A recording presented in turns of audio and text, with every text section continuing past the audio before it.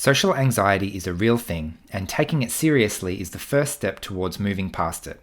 In this video, we look at the reality behind social anxiety and explore ways to transform previously dangerous social situations into positive learning experiences. Hands up if you've ever experienced social anxiety. Yes. Kablamo! Yes, here we go. Double. Yes. Okay, great. Have you ever heard someone tell you the advice of that you should just try and push yourself and do it anyway? Yes. Completely unhelpful. Right? And you have the instinct that it's completely unhelpful to just try and push yourself. So, is that a question? Yeah. No. So I was just going to say, it also makes you feel like a bit of a freak when people tell you, oh, just deal with it. Like it makes you feel like that you shouldn't that you are being abnormal. Just having that anxiety. Yeah. So when people tell us to just get over it, just push through it, we know instinctively that it doesn't work that way. That's not helpful, right? And it makes us feel like we're not normal because surely we should be able to do this. Actually, your instinct is correct, and here's a really nice, easy model to understand what's going on. So, when we are in a comfortable situation where we know what's going on, right, we sometimes call that our comfort zone. Right? I'm in a safe place, I know nothing's going to hurt me, I understand how everything around me works, I'm comfortable, I'm in my comfort zone. When we start moving away from that comfort zone, there's an area around the comfort zone called the growth zone. Right? If we stay in the comfort zone all the time, we never learn anything because nothing is ever new. Right? However, if we go too far out of the comfort zone, it's called the danger zone because it's literally not safe. The risk of hurting, of a negative experience in the danger zone is actually really high. So if I'm going too far out of my comfort zone, what I'm doing is increasing the chance of having a really negative experience that's going to make me say, oh, that was really not pleasant, I'm going to run back here. So when we push ourselves too hard, we end up going from the comfort zone to the danger zone and back, and not learning anything, because every time we leave our comfort zone, we have a bad experience and run straight back home because I'm not getting positive social interaction. I'll come to you in a minute. So what we're trying to do with everything that we've done today is find very simple, easy ways to take a very small, safe step outside the comfort zone so that we can slowly grow our comfort zone. I might not be comfortable talking to new people, for example. And eventually, with practice, I'll eventually become comfortable talking to new people. And then my comfort zone has now expanded because it's known, I know I can have a positive experience in that space. Yeah, Julian? I was just going to say, sometimes it's even extremely difficult to leave your comfort zone. Mm-hmm. Some people I've had experiences like even struggling to leave my comfort zone, even into the growth zone. This can be very tricky. Yep, definitely. That experience of wanting to stay in your comfort zone is made even worse when you imagine that your only option is to go into the danger zone. Yeah. So when everything around you feels dangerous, yeah, there is no safe-ish growth zone as well.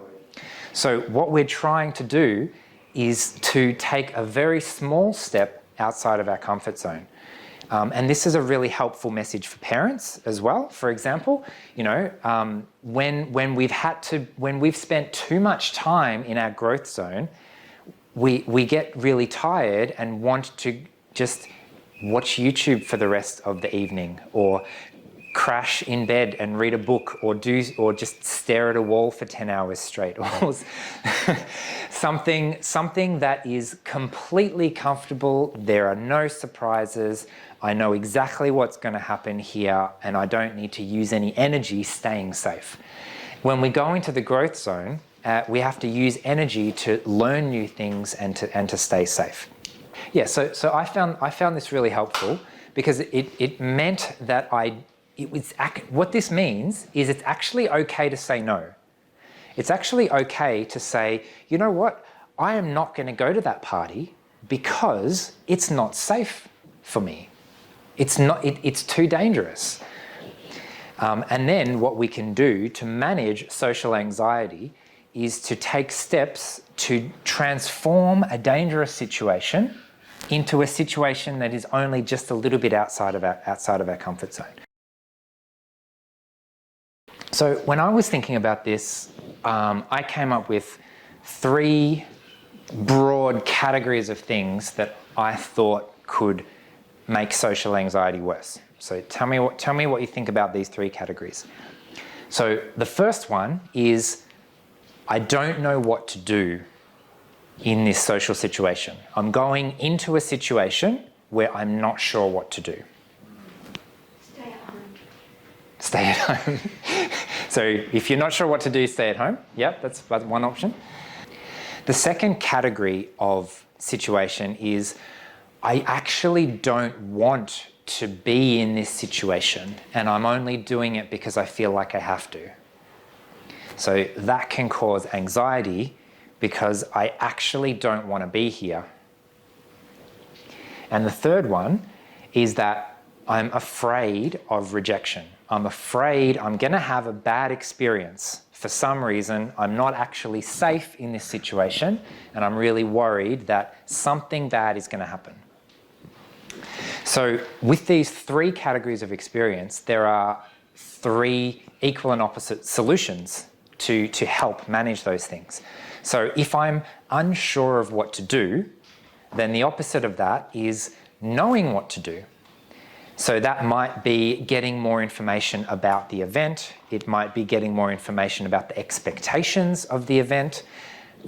This is going to happen. I know the bounds of what I'm going to be asked to do, and I know that I have the capacity to actually do that. So if I don't know what to do, then knowing what to do can make a big difference. So that's where these kind of social skills workshops can help, because now I know what to do in a certain situation, which means that situation is going to cause me less anxiety. It's going to be more chance of a good outcome rather than 100% chance of a bad outcome. The second one is, I don't want to do it. If I'm going into a social situation, I actually don't want to be in this situation. The antidote to that is choice. Can I choose to go or choose not to go? Sometimes I might want to choose to go into a difficult situation for some reason. But if it's my choice, it's a lot less anxiety producing because I know I can leave if I need to. Would you say that it's based on context? Like, as in, Definitely. Like, as in, like, why you don't want to go? Or what? Yeah. Yeah. Yeah, so if there's a safe backup plan, then I can choose not to go at any point. Yeah. Sometimes if you say yes, it means you have to stay there the whole night, for example. Yeah. So the context is really important. Yeah. And the third one is, I'm afraid of a bad reaction. I'm afraid that they're going to judge me. I'm afraid that they might not be very nice. I'm afraid of a bad experience. And the only cure for bad experiences is good experiences. So in the danger zone, we have a very, very high chance of a bad experience. And if we can do enough things around giving ourselves the choice and the freedom to go or to not go, to have a backup plan, to have a safety plan. What happens if I feel too anxious? Can I leave? Is there a way that I can calm down? Do I have an exit strategy? That kind of thing. then I can increase my chances of a good experience. And when I have more and more and more good experiences, then I can become more confident that I'm able to be in a situation without anxiety. I'll share two really quick examples. So when I was 16, I did not have a single friend outside of high school. Right? That year, I got dreadlocks. And all of a sudden, how other people perceived me completely radically changed overnight. I went from boring, shy and awkward to the cool guy with dreadlocks. And I didn't change, only my hairstyle changed. And what I found is that social interactions became very, very predictable. Everyone would ask me about my hair. Everyone would say, oh, how do you do it? How do you make one? Can you make one for me? And suddenly I could go to a party with people that I had never met before, and I could be fairly confident to interact with anyone because they would ask me all the same questions all the time. So that's an example of having lots and lots of positive experiences in the one area, which made me confident that I could go to any party anywhere because I knew that they would ask me about my hair, they would ask me if I could make one for them, and it gave me the confidence over time, even though I didn't know what I was doing in the beginning.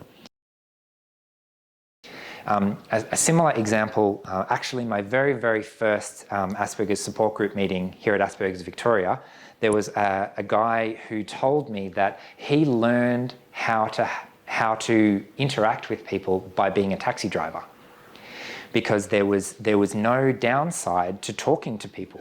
You would talk to 100 people in a night, and you would have the same conversations with everyone over and over and over again. And he built up his confidence to talk to people by being a taxi driver and practicing every day and having lots and lots and lots of positive experiences to build that confidence. And confidence means that I know there's nothing to be afraid of because I've had the confidence before.